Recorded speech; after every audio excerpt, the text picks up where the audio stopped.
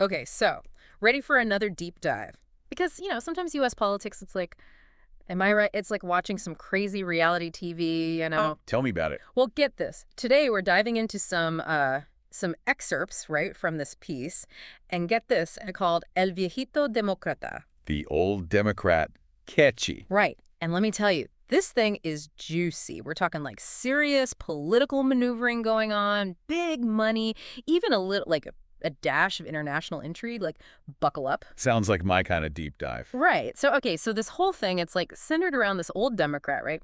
And this guy, he's like the man, powerful, but maybe a little, set in his ways, a little stubborn, maybe. Happens to the best of us. Right. And he's got all these like up and comers in his own party, breathing down his neck, ambitious. I mean, it really makes you think about all like the power struggles that go on behind the scenes in politics.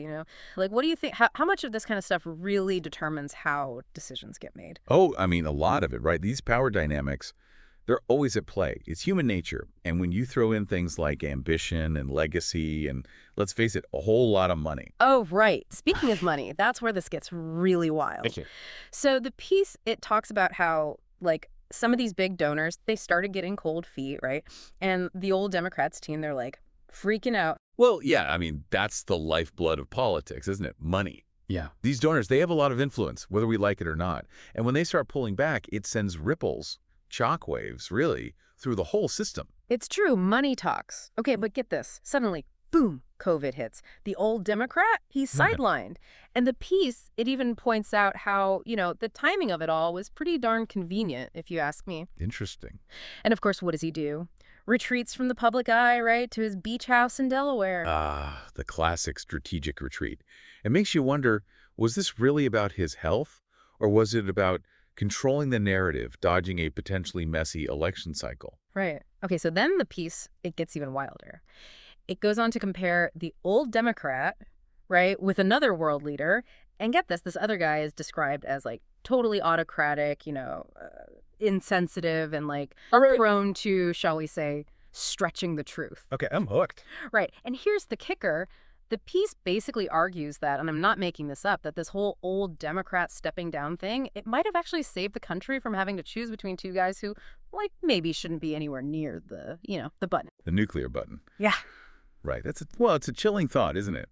But historically speaking, it's not entirely unheard of. I mean, there have been plenty of times when societies have been forced into these impossible positions, right? Choosing the lesser of two evils, so to speak.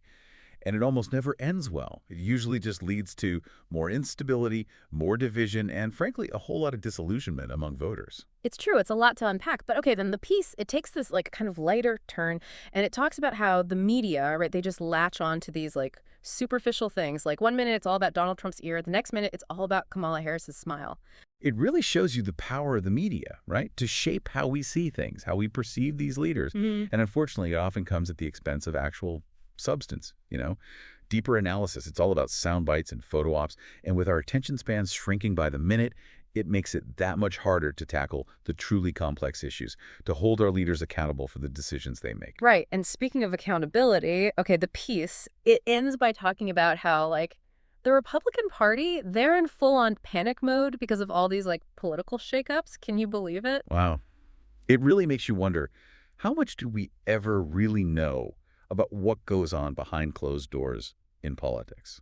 It's a reminder that we should always be thinking critically, questioning the narratives are being fed and like Yeah. always looking beyond the surface.